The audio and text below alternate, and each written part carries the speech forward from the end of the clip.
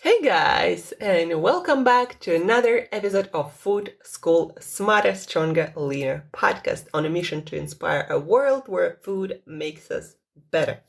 Today, guys, is our last episode of the week.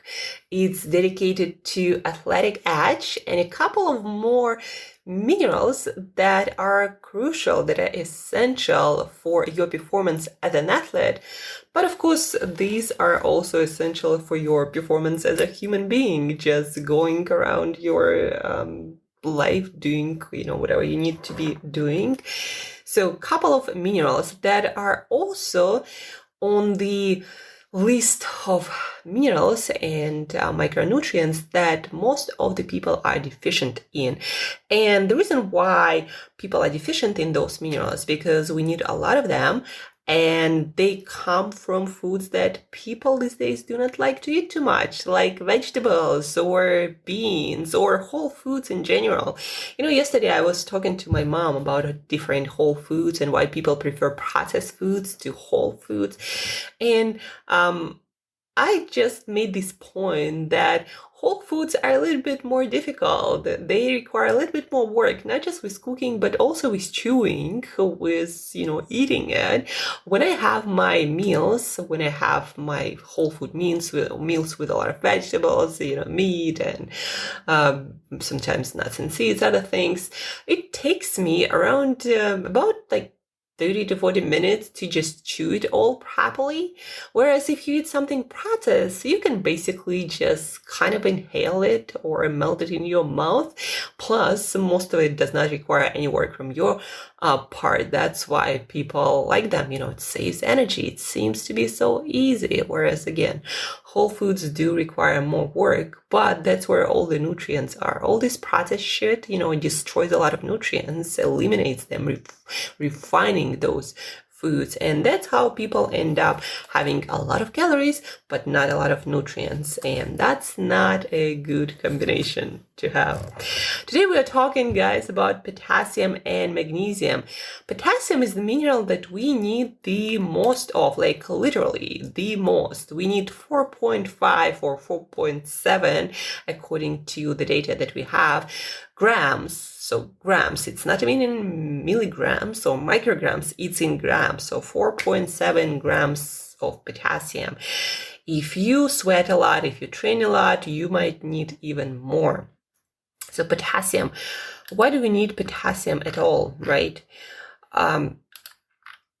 Potassium contributes to keeping our blood pressure normal, our nervous system functioning well, and our muscles working properly. Potassium, guys, it's a very interesting mineral. It's that mineral electrolyte that helps cells to communicate between each other. If we don't have potassium, we don't have cell communication. Potassium is needed every time the cell or the nerve cell sends a signal to another nerve signal, transmitting, those messages that needs to be transmitted in order for our body to function, to perform any kinds of function. And every time our bodies, our cells do that, they want to communicate, they need potassium to do that. And so whenever our central nervous system, our brain needs to communicate to our internal organs, to our muscles, telling them what we need them to do to contract our muscles, or our heart muscle, it's also a muscle, and to contract, it also needs potassium. So every time our brain or nervous system needs to communicate to our muscles, internal organs, our cells, it needs potassium.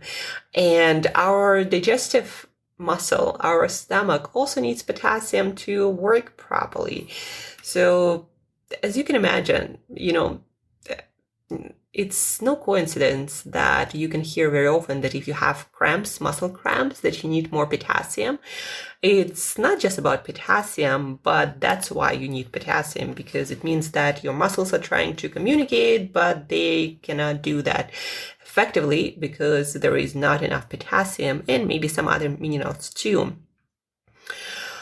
So potassium is the key to stimulating the normal contraction and relaxation of muscles. But it's also becoming increasingly clear that potassium is an important part of the physiological mechanism regulating skeletal muscle growth in response to intense exercise. So most probably, guys, your muscles also not gonna grow in response to exercise unless you're having enough potassium. So potassium, as you can imagine, for an athlete, to keep your heart beating effectively, to keep your muscles working effectively, to keep your nervous system transmitting those signals effectively, you need potassium for all of that. And you need quite a lot of it. Again, 4.7 grams. And then another electrolyte, not electrolyte actually, just a mineral, magnesium. That's another mineral that we are talking about today. We need almost even a little bit more, probably 10 times less amount of magnesium that we need potassium. But guys, it seems that it doesn't mean that it's less important. Magnesium, they say, is involved in 600+ reactions in our body. It contributes to reducing tiredness and fatigue. It contributes to the health of muscles, bones, teeth, nervous system, and it contributes to our mental health. It's a component of many hundreds of enzymes, so those molecules that make different reactions in our body happen, vital to functioning of multiple metabolic processes. These include the synthesis of proteins, the formation of muscles, and structural integrity of our bones and teeth. Plus, every time our cells divide, and they do that quite often, they need magnesium to maintain the structure of DNA while replicating it. Also, it might be involved a lot in keeping your cardiovascular health in good condition, and then preventing type 2 diabetes and maintaining proper blood sugar metabolism, maintaining proper cognitive function. So magnesium is also really, really important. And as for you, as an athlete, it helps to regulate, again, muscle contraction and proper heart beat and proper heart blood pressure, not heart pressure. So magnesium is also very important, and you can also get cramps if you aren't getting enough magnesium. And again, because as an athlete, you are under more loads of physical stress and a lot of times mental stress, your body needs more resources to recover, and magnesium plays a huge role in that. Plus, guys, it seems that magnesium is involved in processes helping us to sleep better. It is recommended very often to people, and I do recommend that too, to get some magnesium supplement if you aren't sleeping well, and take it maybe a few hours before bed. So magnesium is very important. And as we know, sleep is a key factor for recovery, mental and physical. So we need magnesium to sleep properly too. And now let's talk about sources and food eating patterns that will help you to get as much magnesium and potassium as possible. And when it comes to these minerals, guys, from whole foods, it's impossible to overdose. Like, if you are eating whole foods, there are going to be no negative health consequences ever. And it's hard to overeat them. It's actually easy to not eat enough. But when it comes to whole foods, potassium and magnesium, the more, the better. Like, the more you can eat, the better you're going to be. So some of the best sources of magnesium are some veggies, some fruits, some beans, some nuts and seeds, and even some animal foods are quite good sources, but the best sources are plant sources. So let's look at fruit first. Avocado.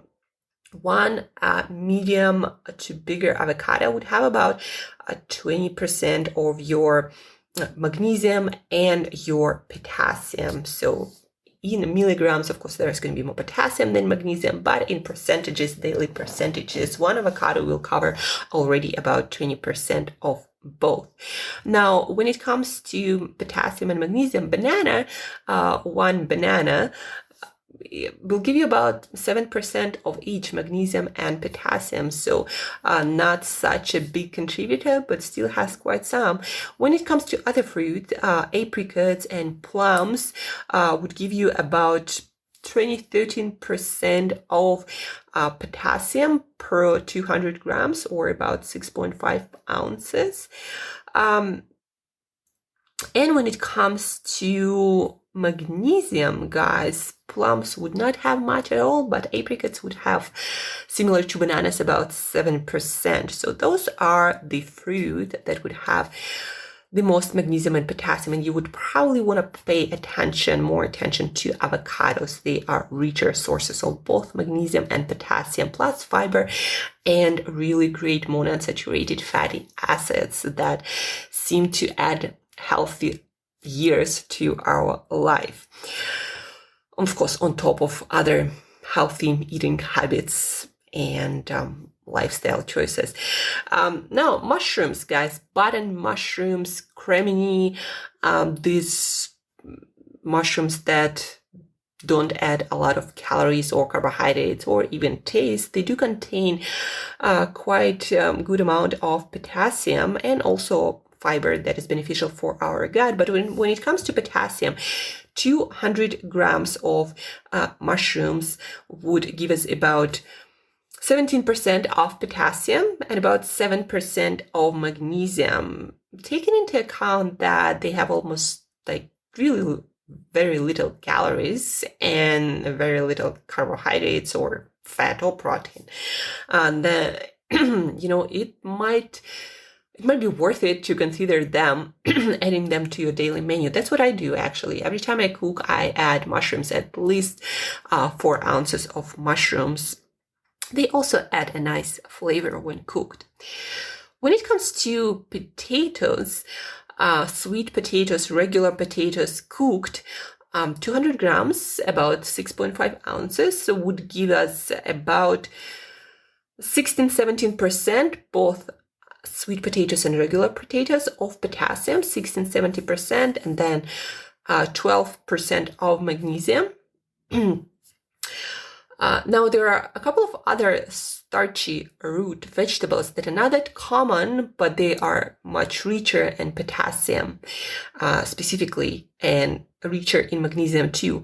So arrowhead, for example, it's a root vegetable, a tuber, that you can find sometimes. Maybe it's quite common in the area where you live. So that would have, per 200 grams of cooked arrowhead vegetable, 32% of magnesium and 40% of potassium. So as you can see, quite rich, twice the amount of potassium as you would have in potatoes and sweet potatoes. We are talking about arrowhead. And magnesium, 32%, that is also twice the amount, even more of magnesium than we have in potatoes. Arrowroot, we were talking about arrowhead, now arrowroot, also quite good source of potassium, 200 grams, about 20%, and then magnesium 16%.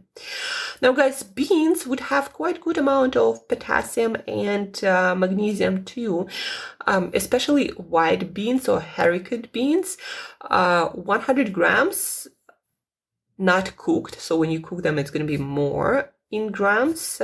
100 grams of dried white beans would give you about 90% or 90-20% of potassium and 44% of magnesium, guys. Now, other great sources of potassium and very often magnesium are green vegetables, leafy and not just leafy. So when it comes to potassium, Swiss chard, Brussels sprouts, broccoli, spinach would be quite good sources. Spinach and broccoli would have a little bit less. Well, actually, 15-20%. Swiss chard, Brussels sprouts, broccoli, spinach would have per 200 grams, steamed or, slightly cooked. And then for magnesium, we would have spinach, skyrocketing, 47%. So spinach is your magnesium vegetable. And then Swiss chard, 25%. And then Brussels sprouts and broccoli would have less. For Brussels sprouts, 5%, broccoli, 14%. So great sources of magnesium and potassium too, guys. Again, spinach, Brussels sprouts, Swiss chard, broccoli, kale. By the way, guys, a lot of people are asking me about kale. Not so great source, kind of like a banana, but with much less fruit sugar. Of course, there is no fruit sugar and much less calories. 200 grams of cooked kale will give you about 7% of potassium and 5% of magnesium. Still some. Then, guys, great sources of magnesium, actually, that a lot of people are not getting enough, are pumpkin seeds. Just 1 ounce of pumpkin seeds will give you about 60% of your magnesium requirements. Now, how absorbable that is, because it's plant source with fiber, some magnesium will be bound to fiber probably, but it doesn't seem, when it comes to magnesium, to interfere too much with magnesium absorption. So pumpkin seeds, 1 ounce, 60%. And then we have almonds, cashews would have a little bit less, well, actually twice as less as pumpkin seeds, or even more. So 1 ounce of almonds will give you about 80 milligrams, and that is about 30% of your magnesium, so 1 ounce of almonds. And cashews is even a little bit less, so maybe like 25% of your magnesium, but just 1 ounce. But the champions are pumpkin seeds. As we also know, pumpkin seeds are quite a good source of zinc. So 1 ounce is about 20% and 60% of your magnesium. Now, dark chocolate, guys, would give you about 30% of your magnesium requirements if you go for the darkest one, maybe like 95. My favorite is 99 or 100.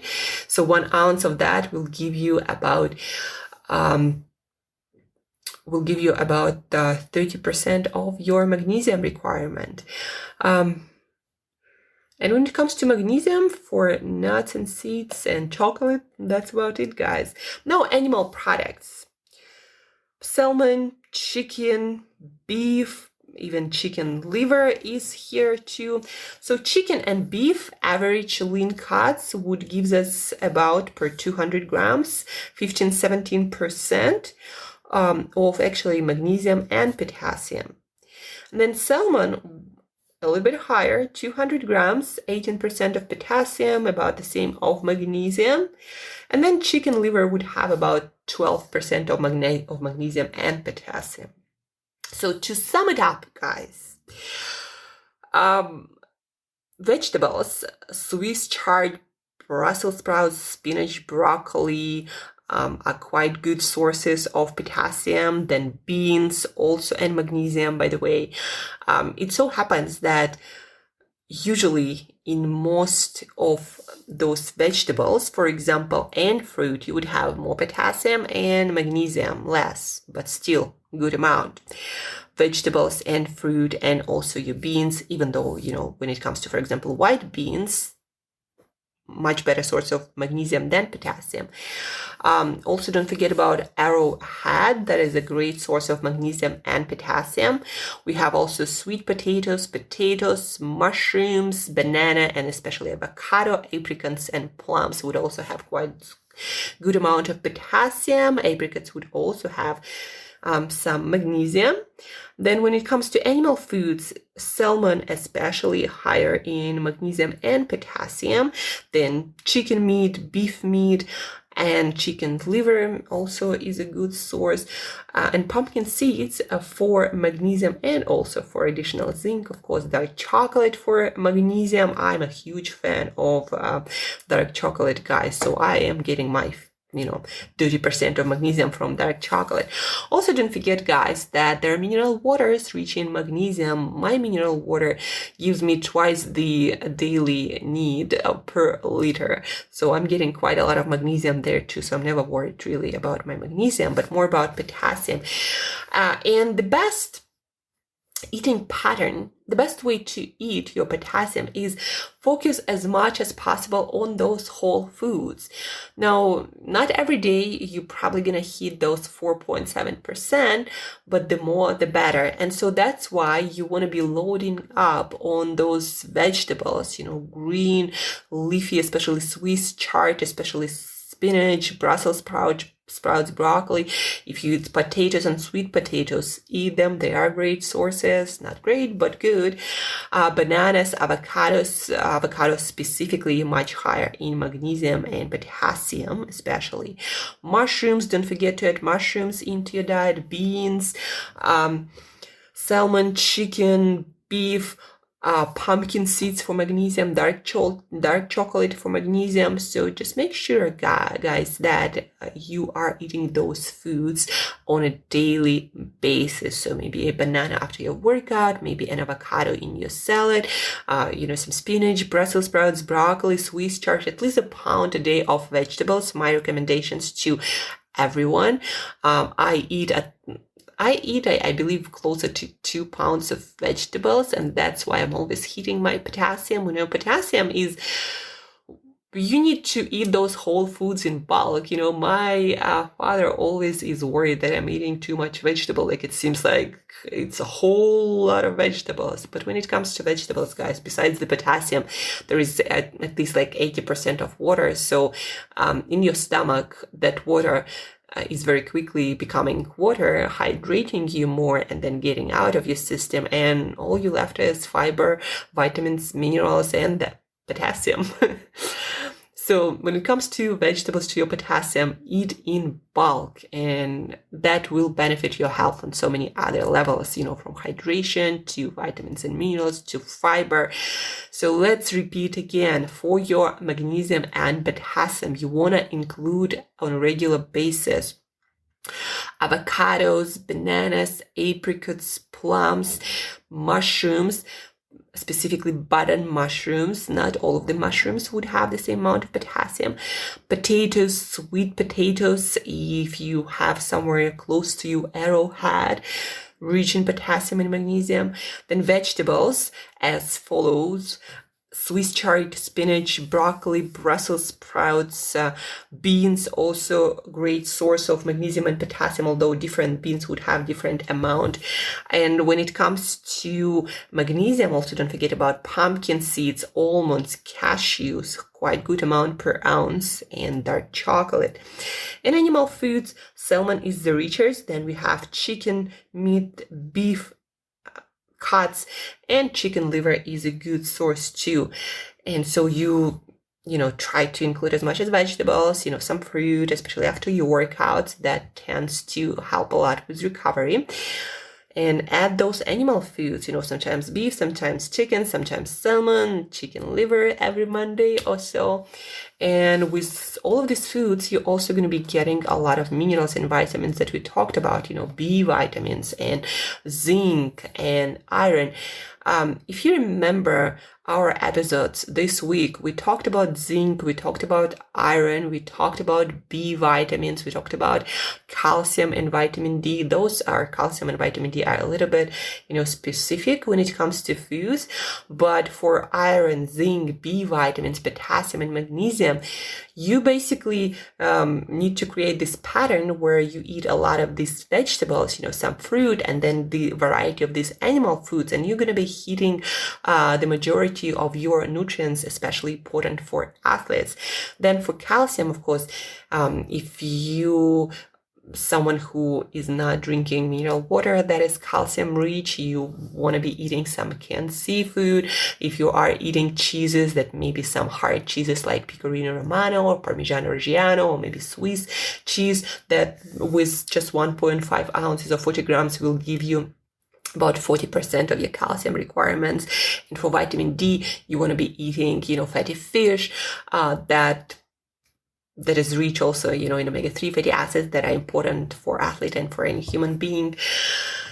So for vitamin D, and for calcium, again, canned seafood, maybe called liver for your vitamin D again. So that's the pattern, a lot of those vegetables, variety of different animal products, maybe some cheese here and there, or maybe some yogurt if you are eating yogurts for your calcium also, and it will also have some vitamin D and probably some vitamin A. And that's the pattern, guys. A lot of vegetables, a variety of animal foods, add some beans, some tubers here and there, add some fruit, especially avocados, bananas, apricots, plums for your potassium. And you're going to be doing so much better than the most people. People these days get deficient in a lot of nutrients of course, for many reasons, but the primary reason is too much processed food and not enough whole foods, variety of whole foods, and especially not enough vegetables, not enough, those beans and tubers and organ meats and fatty fish, those foods that are super rich in nutrients naturally without any fortification. That is questionable how much of that we can absorb. So that's the pattern. A lot of vegetables, a variety of animal foods of the best quality you can find, the least refining process possible, and you're going to be hitting a lot of the nutrients that human body needs. So that's the pattern, guys, for athletes and for non-athletes. A lot of vegetables and variety of vegetables too, but also variety of animal foods, organ meats and fatty fish and different cuts of meats. So that's the pattern, guys. Thank you for tuning in today. So congratulations, you listened through the whole week of athletic related nutrient content. So now it's just now you have a task to implement it into your daily practice. So figure out that dietary pattern or eating pattern, or how, without counting anything, you will be eating these nutrients. Like for me, I know these vegetables, I focus on them, I include variety of different foods into my diet every single day. I actually have usually a schedule like Monday liver day, Wednesday and Friday is my vegan days when I include a lot of beans and tubers. On Tuesday, I usually eat fatty fish or shellfish. On Thursday is steak day. So I have these, small routines, and they allow me to eat variety of nutrient-dense foods, preventing all the possible nutrient deficiencies. And that's how I recommend to do it to most people. Create your own rules or patterns or rituals around your meals that make sure that you are getting a variety of nutrients on a regular basis, and then stick with them. And when they become a part of your regular routine, it will seem like no work at all. And guys, don't forget to share this episode with one other person who's going to be equally excited to hear that and start learning with you, practicing with you, maybe go shopping together, cook together, organize potlucks, invite other people, or maybe do it online if COVID situation does not allow you to meet in the area where you are. Practice together, because together we learn better, we remember better, we stick with it better, and of course we're going to get healthier much faster and keep it for longer, preferably for our whole life, when we have like-minded people helping us to maintain those habits. So share this episode and do things together. Guys, have an awesome weekend ahead of you. As usual, eat as best as possible. The most delicious, healthy foods that you can possibly find. Share it with other people. Share this food with other people. And I'll see you on Monday. So eat healthy, guys. Talk to you soon.